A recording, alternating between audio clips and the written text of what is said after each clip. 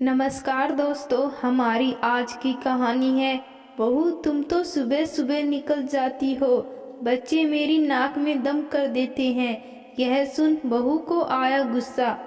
रिया को school bus में बिठाकर जल्दी से अपना और सुशांत का टिफिन पैक किया और फटाफट नहाने घुस गई अंकिता। सुबह सुबह तो ऑफिस जाने के लिए सुबह का समय इतनी जल्दी चला जाता है कि क्या बताए।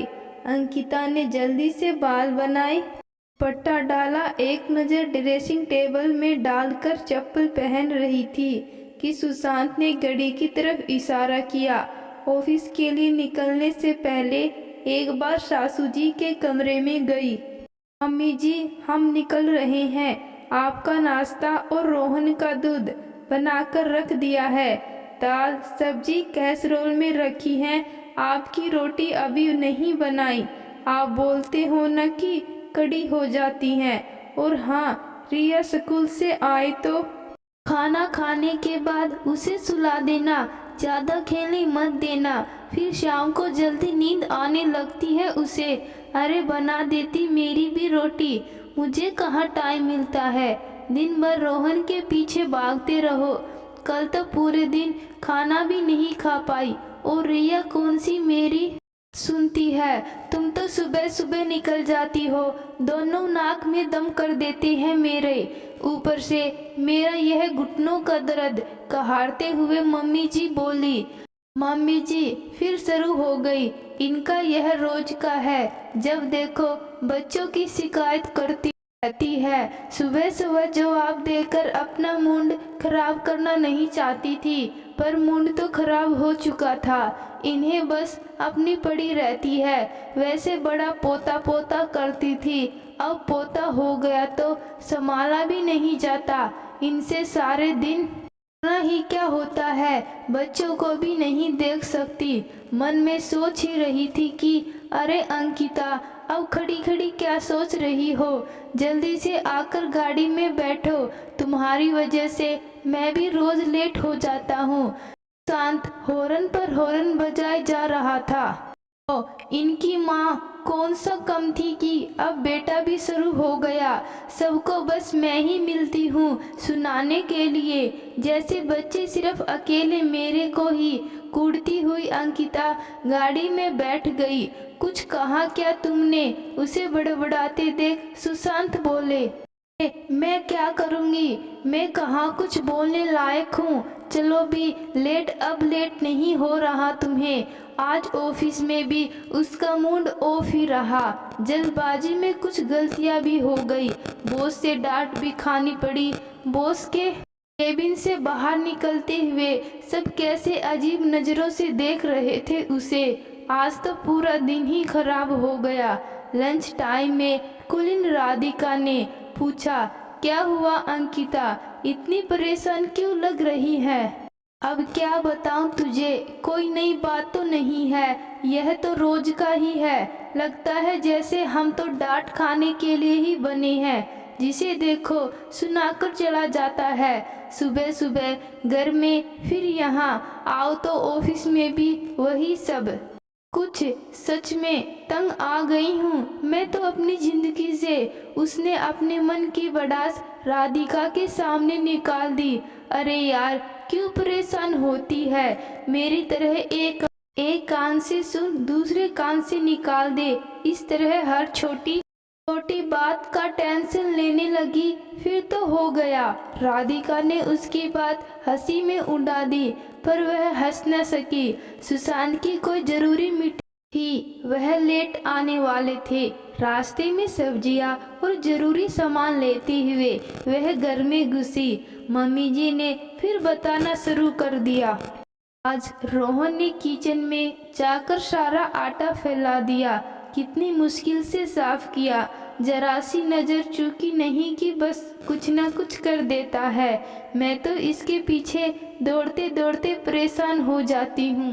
रिया अपना सारा का सारा टिफिन वैसे ही वापस ले आई थी, फिर उसके लिए गरम रोटी बनाई। अब तो टांगों में बिल्कुल भी जान नहीं बची है। एक तो ऑफिस से थके हारे आओ और यहाँ आकर इनकी यह राम कहानी सुनो। यह तो नहीं कि कोई चाय का कप बनाकर दे दे। रोहन सो रहा था।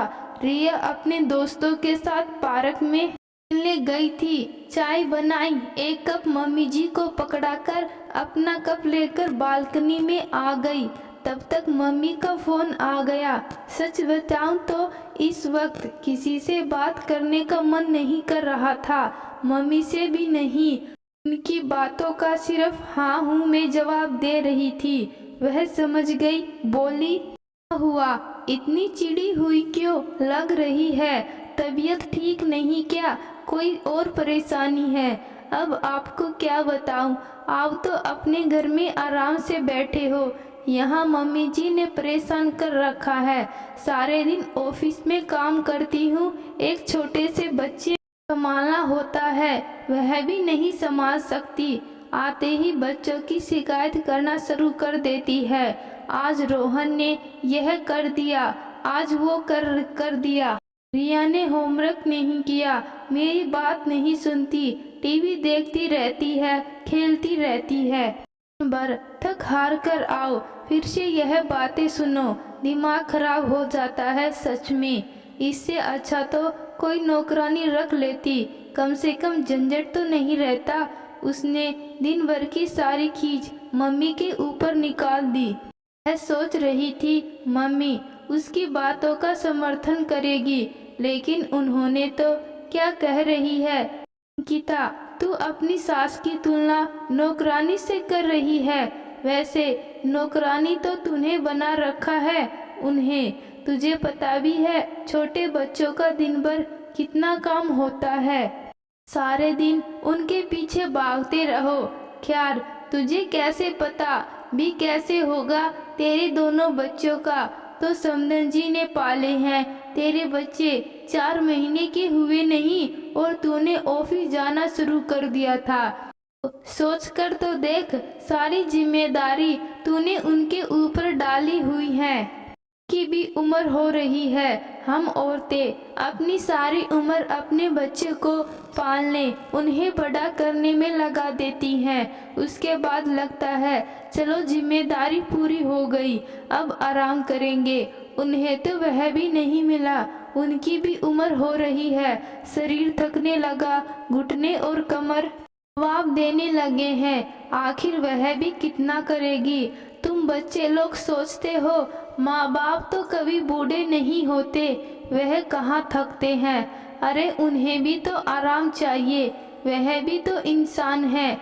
इतना कुछ कर रही है फिर भी शिकायत, तुझे तो उनका शुक्रगुजार होना चाहिए कि तुझे इतनी अच्छी सास मिली जो तेरे बच्चे को पाल रही है, तुझे नौकरी करने दे रही है।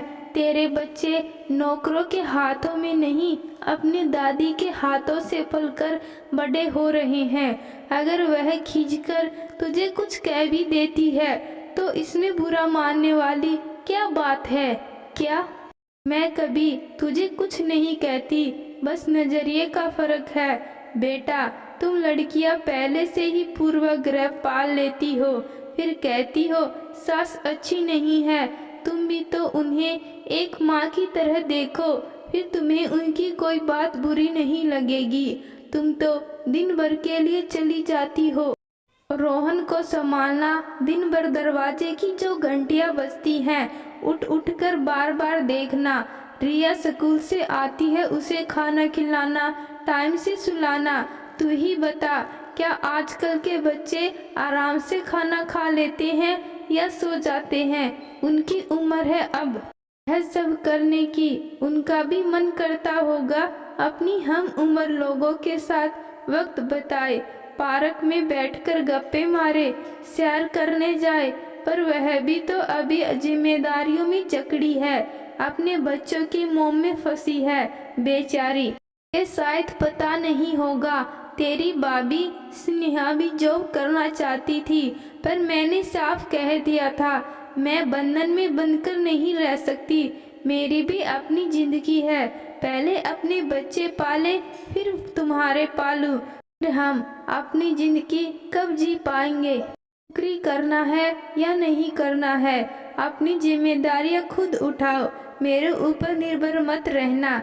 मैं तुम्हारा सहयोग कर सकती हूँ, पर पूरी तरह तुम्हारे बच्चों की जिम्मेदारी नहीं उठा सकती। फिर उसने घर में रहकर ही कोचिंग क्लासेस शुरू किए। गायत्री जी की तो महानता है जो वह यह सब कर रही है, मैं तो बिल्कुल नहीं कर सकती। और जब वह तेरे लिए इतना कुछ कर रही है तो तुझे उनका एहसान मानना चाहिए। वो तेरी सास हैं, कोई नौकरानी नहीं। आपने सच कहा मम्मी, इस तरह तो मैंने कभी सोचा ही नहीं। मुझे लगता था घर में काम ही क्या होता है, बस बच्चों को ही संभालना है।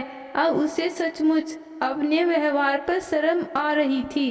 अब अंकिता मम्मी जी के कमरे की तरफ गई तो वह खुद ही अपने घुटनों पर तेल लगा रही थी।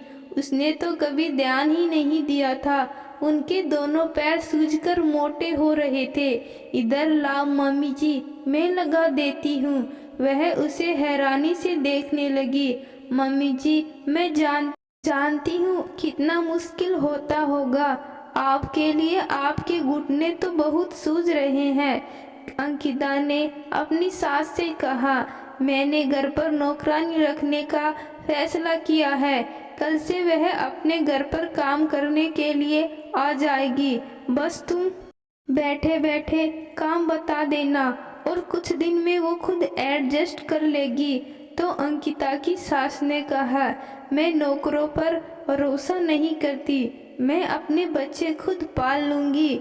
इसमें अंकिता ने कहा, आप ही संभालना मम्मी जी, दिन भर में बहुत काम होते हैं, आप कहाँ इतनी भाग दौड़ कर पाएंगे। आप बैठे बैठे बस उसे काम बताती रहना, धीरे धीरे सीख जाएगी। उसने प्यार से समझाया तो वह मान गई। लग रहा था जैसे सिर पर से मनो बोझ उतर गया हो। कितनी स्वार्थी हो गई थी वह, उसे सिर्फ अपनी ही परेशानियां दिख रही थी। मम्मी जी का नजरिया समझने की तो उसने कोशिश ही नहीं की। वह दोनों बच्चों से कितना प्यार करती हैं। अगर गुस्से में कुछ कह भी दिया तो क्या हुआ, वह खुद तो संडे के दिन ही दोनों की शैतानियां देखकर ही परेशान हो जाती हैं। तब मम्मी जी ही आकर संभालती हैं। पता नहीं अब तक वह सब क्यों नहीं देख पा रही थी जो आज मम्मी ने उसे दिखा दिया। मम्मी जी का सहयोग ना होता तो क्या वह इतना निश्चित होकर नौकरी कर पाती। पर चलो, जब जागो तभी सवेरा। मुस्कुराते हुए वह किचन में खाना बनाने चल दी। दोस्तों, आज की कहानी आपको कैसी लगी कमेंट बॉक्स में ज़रूर बताना। कहानी अच्छी लगी कहानी को लाइक शेयर और चैनल को सब्सक्राइब जरूर करना। धन्यवाद।